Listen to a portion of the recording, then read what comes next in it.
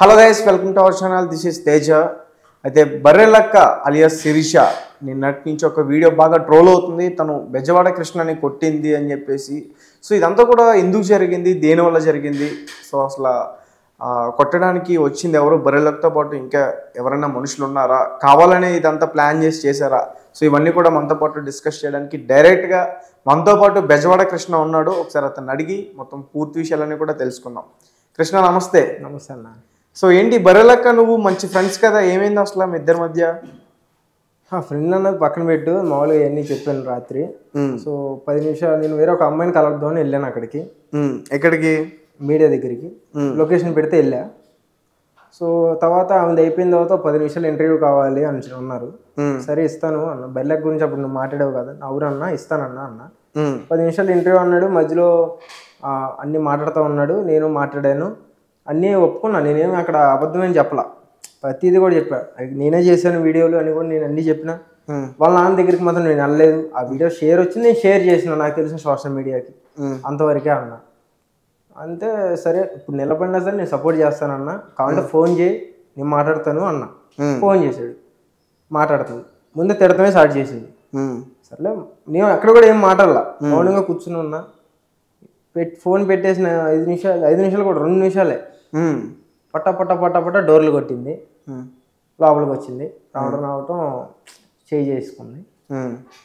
అదొకటే బాధగా ఉంది బాగా. అంటే ఇంకా చెప్పలేమన్నా. అది పొద్దున్న లెగితే ఎంతమంది అడిగారో నాకు తెలుసు. ఫోనే స్విచ్ ఆఫ్ చేశాను నేను. ఓకే. అది టీ తాగుతాను ప్రశాంతంగా సెంటర్కి వస్తే ఎంతమంది అడిగారంటే, అంటే నన్ను పలకరిన వాళ్ళు కూడా పిలిచి అడిగారు, బర్రెలక్క ఎందుకు కొట్టింది. ఏం చెప్తాం, ఇంకా ఇలా చెప్పాను. కాకపోతే ఇలా జరిగింది. ఏదన్నా ప్లానింగా లేకపోతే అనుకోకుండా జరిగిందా? ఆ ప్లానింగ్ అయితే ఏం లేదన్నా. జస్ట్ పిలిచారు 10 నిమిషాలు ఇంటర్వ్యూ అని, వాళ్ళు ఏం పిలవలేదు. ఆ వేరే అమ్మాయిని కలవడానికి నేను వెళ్ళినప్పుడు ఆయన నన్ను అడిగాడు, నేను ఇచ్చా ఇంటర్వ్యూ. అంటే అమ్మాయి నిన్ను నీ మీద దాడి చేయడానికి ఏంటి, రీజన్స్ ఏంటి ప్రధానంగా? అంటే వాళ్ళ నాన్న దగ్గరికి వెళ్ళి నేనే డైరెక్ట్గా వీడియో చేసినట్టుగా ఎవరు చెప్పారంట. ఆ అమ్మాయికి వాళ్ళ నాన్నతో మాట్లాడినప్పుడు వెనక మరి ఇంకో వాయిస్ వచ్చింది కదా, వాయిస్ నాదే అంటున్నారు. సరే నిజంగా వాళ్ళ నాన్నగారు తెలుసా నీకు? అసలు కలవలేదు కన్నా. నేను ఇన్స్టాలో వీడియో పోస్ట్ చేశాను, అదే చెప్పారు నైట్ కూడా. వాళ్ళ నాన్న వీడియో వచ్చింది, హాయ్ ఫ్రెండ్స్ నేను మీ బెజవాడ కృష్ణ అని. ఆ బెజవాడ కృష్ణ ఏదైనా నిజాలు తెలుసుకుని వీడియో చేస్తాడు, కాబట్టి వాళ్ళ నాన్న మాట్లాడతాడు వినండి అని వీడియో చేసి పోస్ట్ చేసిన. మిలియన్కి పోయింది, 20 మిలియన్ పోయింది ఆ వీడియో ఫేస్బుక్ పేజీలో. ఓకే. ఆ వీడియో బాగా వదిలేయింది అలా ఊర్లో. నీ ఫేస్బుక్ పేజీలో. తర్వాత ఫోన్లో వచ్చి వీడియో తీసేమని పిన్నో ఎవరో పక్కన ఉంటే సరే అని ఒక 2-3 రోజులు నుంచి తర్వాత డిలీట్ చేసేసిన. కానీ వీళ్ళు డౌన్లోడ్ చేసుకున్నారు. రాత్రి ఆ వీడియో కూడా చూపించడం జరిగింది ఇండియాలో. నా దగ్గర లేదు, నేను మొత్తం డిలీట్ చేసేసిన. కానీ కొడతమే నాకు చాలా బాధగా అనిపించింది. ఏం చేయాలి, కొట్టడం అనేది రాంగ్. మేము కూడా దాన్ని యాక్సెప్ట్ చేయము. ఏదైనా ఉన్నదంటే కంప్లైంట్ ఇచ్చుకోవడం అట్లా చేయడం కరెక్ట్, కానీ ఇట్లా డైరెక్ట్గా వచ్చి కొట్టడం అనేది రాంగ్. అంటే నువ్వు బర్రెలక్క నువ్వే లేపావా ఫస్ట్? అంటే తనకంత హైప్ క్రియేట్ చేసి నువ్వేనా?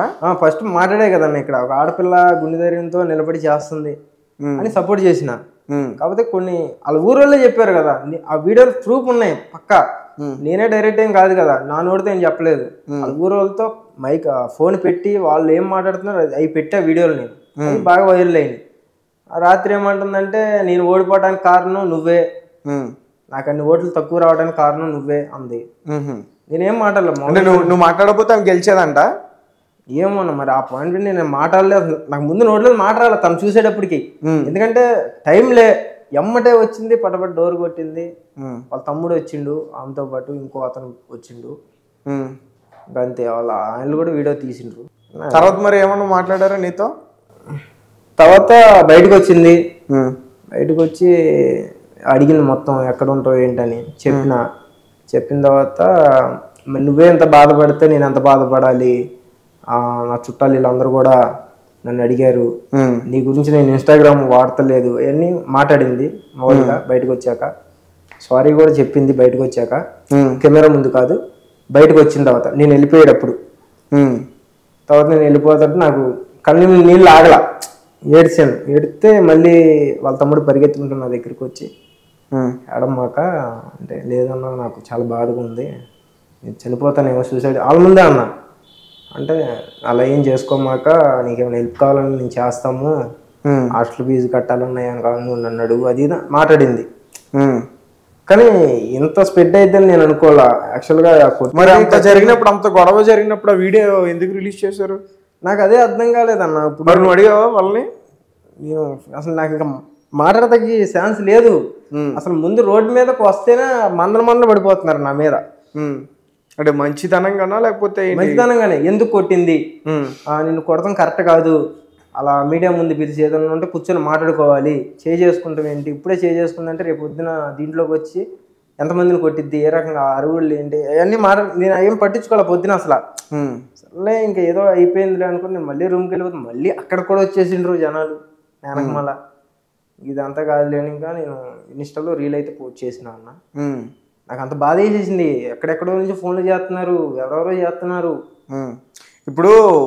ఇప్పుడు ఆమె నిజంగా ఇప్పుడు ఎలక్షన్స్లో పోటీ చేసింది, ఒక మంచి నాయకురాలుగా బాగా మాట్లాడింది, అవన్నీ కూడా మన ఛానల్స్లో కూడా చూపించాం. అండ్ రేపు పొద్దున్న ఇంకా మాట్లాడతారు, అపోజిషన్ పార్టీ వాళ్ళు కూడా మాట్లాడతారు, జనాలే మాట్లాడతారు, వ్యతిరేకత ఉంటుంది, వాళ్ళపైన కూడా దాడి చేసేస్తుందా?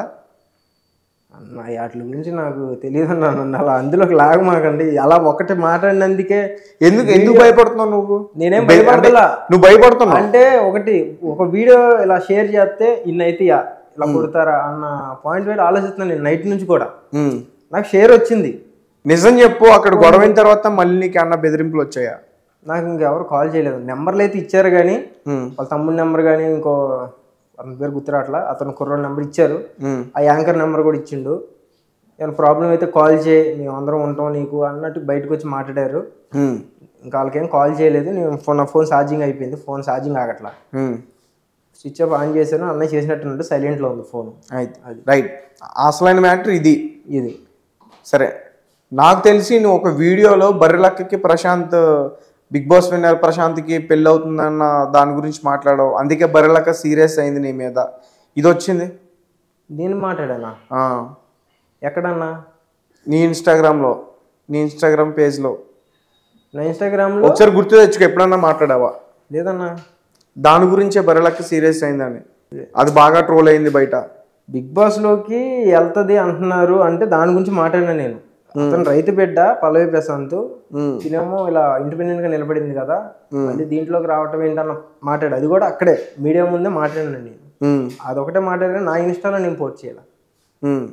వాళ్ళిద్దరు పెళ్లి గురించి అయితే నువ్వేం మాట్లాడాలి? పెళ్లి గురించి అసలు నేను మాట్లాడదు. అదే బాగా ట్రోల్ అవుతుంది కదా మరి ఇప్పుడు బయట. వాయిస్ ఎట్టింగ్లు తెలుసు కదా, వాయిస్ మారితే నేనేం చేయలేదు.